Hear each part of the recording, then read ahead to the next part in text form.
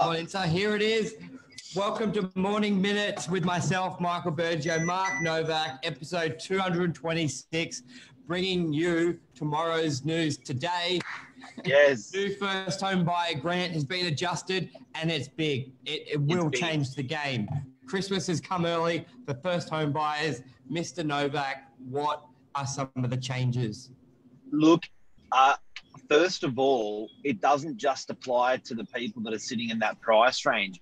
If you think it's not going to affect you in Sydney property, most people thinking that would be wrong, because we get, every time we've had the form of a grant in a lower price range, we've always felt the benefits from it kicking upwards through other price ranges. So watch this series and we'll explain. Yeah, you're 100% right, and we want to keep it in the 15 minutes. The show where we've always had to sugarcoat it and basically say, even though it doesn't say Northern Beaches, it doesn't really help you, but it really will, because it'll push it up. But not this time.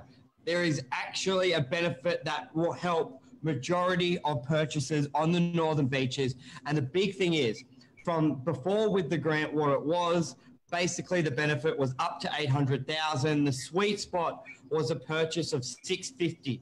Now the benefit is up to $1 million. Now that really helps Northern Beaches. There are a lot of property transactions of great properties between. And why did the government do it? Well, they want to. The reason is they really want to stimulate new construction. So you've got the units and you've got the homes. So where it's really helped. So to give you some of the bullet points, that you could buy land, same as the unit. What best price was 650. The land price was 350, up to 350,000. There was no stamp duty. Now that's gone to 400,000, no stamp duty, but there are a benefit up to 500,000. So it will scale down the higher the price is. They haven't announced that scale yet, but that basically means up to $500, you will have a discount on stamp duty. The reason behind that is they want to stimulate that construction industry of people buying homes, building single level homes, building two-story homes. That's the purpose of that one there, which is great. But I'm really excited about the unit one, where this has to be new.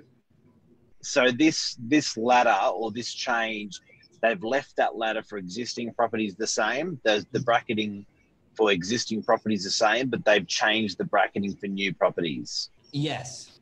So what I'll put on here, you should open the article or? Oh, you shall, yes. Yeah, I'll open the article. You shall. Now, okay. So while you're doing that, it's very interesting, because I think there was a little bit of a hole with the government in building, and I think they thought the building industry could be in a little bit of trouble and potentially fall on its bum. Now, if that happens, it's very simple what the builders do. They don't build. And if that happens, that they stop building, then it's very simple. What happens is there is a lack of stock in the marketplace. The lack of stock in the marketplace then starts surging property prices. The government doesn't like a surge, and it starts surging rental prices, and affordability doesn't happen. So the whole incentive of doing this is to stimulate the new property market, building accommodation, because a lot of builders have also stopped because population is not growing like it was because of immigration, and also to help. They focus acutely on getting young people into their homes. So they're promoting the fact of good saving, good earning, getting used to a mortgage for young people, a bit like cigarette or alcohol companies getting people to start consuming their product at a young age, and they will keep that pattern for the rest of their life. The government is trying to get young people to consume property at a young age, and they'll keep that pattern the rest of their life, which means they'll have more assets and they'll look after themselves, and the government doesn't have to look after them when they get old. Well said. So here, I got the article up. You'll see it on Facebook. The New South Wales government will temporarily scrap stamp duty on homes worth less than 800,000. So no more scale. Anything up to 800 will have no stamp duty for first home buyers. Hi, Cleo. Yes. With around 6,000 buyers set to receive the benefit, Premier Gladys said on Monday. The scheme is available to first home buyers and build on the 10,000 first home grant, which is accessible for those purchasing a home worth less than 600,000, or for those building a home worth less than 750 or less. So that's great. So you're going to get the $10,000 grant as well. The stamp duty concession sees the threshold for stamp duty increased from 650 to 800 for homes worth between 800 to $1 million. The concession gradually phases out. Gladys said, told Sydney Morning Herald. Good old God bless Gladys. She's doing a fine old job. So, okay, a myth that everyone's got to get used to is for everyone to start crossing their arms and saying, boo-hoo, that doesn't suit me. You're probably wrong. Because even though they're stimulating this sector of the market, when you stimulate this sector of the market, it often kicks up through other price ranges as well. So when there's been, what have we seen, Michael, when that's happened previously? Yeah, so then what you see, the prices for, say, the 800 to $1 million range will go really strong, and probably make the prices go up because there's a lot more now people looking at it. We saw it a lot with any properties that were priced around 650. The competition was crazy, and inevitably you end up getting 670, 680, 700 for it because there were so many buyers wanting to get the maximum potential. But it drove up your 750 purchase. So now what's really exciting, this will help drive up properties from 950, $1 million and 50 to 1.1 and probably 1.2, because a lot of buyers who wanted to spend 900 to $1 million, say a downsizer, maybe like there's a lot of competition here. I'm going to start looking at properties from $1 million to 1.2 because those first homeowners won't be buying over $1 million. So you're actually going to get more competition there. And you know where it's, then you're going to see that push into your entry-level homes because that competition, because entry-level homes on the Northern Beaches start at 1.2. So you're going to see a lot of activity from units from 900 to 1.2, and then people may say, "Well, I'm just going to go get a house. It's $100,000 extra. For me, it's better value and long term. I'm going to do that." So then you're actually going to see some more activity for entry level homes from 1.2 to 1.5, in my view. So when you start seeing rallying in that price range, it then starts pushing up into the next price range, and we will see rallying. Now, something that I just thought about as well was I reckon the new property market's been severely blown up and damaged because of the quality of building in the industry. And I think the government's got wind of those dramatic figures. I reckon that since that, what was that building called? Opal Towers and Mascot. Yeah. I think since Opal Towers, that market, the new property market has shit itself. And I think now the result, 3 months, 6 months, COVID, all that stuff coming through, I think it's really put a big hole in that building industry. And this was a very, very clever move for the government to stimulate the building industry, to stimulate affordability, and also to stimulate getting people into, young people into nice properties.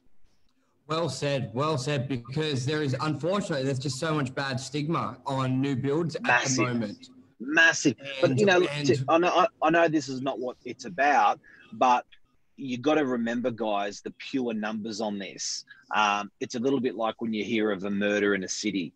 It's terrible news. But when you consider there's, 5 million people living in the city and one person's been murdered in a year, I'm not using this as accurate figures, but I'm just saying you got to look at it relatively. So, with the building industry and with one or two really bad builds, look at how many properties new have been built the last 10 years. There's thousands of new builds, and there's been one or two major, and it puts a big damper on it. And that's where, we almost needed something to make it almost too good. to refuse, because one, you've got the market and everything going on at the moment, but then you're right, that stigma will really taint and slow down that market. So it needs a big push. And obviously you've still got the scheme for secondhand properties, which is still the same, but there is a big incentive to buy new. Not to mention, there's just big incentives regardless, which a lot of people don't explore when buying new, Mark. You got depreciation, you've got all these incentives to do as well. And even with rent, we see some far greater rental return and a strong rental demand when you're getting a new property as well. So while we've still got a couple of minutes for the show, first homeowners, unfortunately, they're probably going to be part of the most scared group to buy brand new because they do have the inexperience. What are some tips you can give a first home buyer when looking at a new property? Because that's going to be the second challenge. Yes, it's going to be very good to do it, but they're going to be worried about buying the next Opal Towers. What are some tips? I think most importantly, really be conscious about how many buildings the builder has built. And also go to those buildings that they have built, knock on the doors of those units and ask the occupants after 5:30 at night, ask the occupants, how was the builder on this building? Are you happy with the build? You know, and I can tell you, people will not be shy in telling you the truth. They will blow the builder out of the water if he's been shit, or they will say he's been all right. No one will say they've been a great, builder, yeah. But it's one of those things where we in the Northern Beaches have seen probably 30 new buildings, 40 new buildings go up. And I would dare to say, if you knocked on any of the doors, you'd get raving reviews from the occupants. But I would dare to say that you would get ghastly reviews on probably 5 of them. Yep. And average reviews from about 20 of them, and good reviews from 5 of them on a cross section of 30 buildings built on the Northern Beaches. You know, it's a bit like a parking officer. There may be a nice guy in there, and there may be a mean guy in there, but on average, it's a pretty tough gig. Like a parking officer. Anyway, what I will say on that in the last 2 minutes is, but just be. Actually, yes. Can I just say one thing as well? Yes. I went to see a local business person, guys, and you've got to be really passionate about this. He's a well-off business person doing a modest job. He's got 4 kids between the age of 20 to 24. He's done very, very well in property.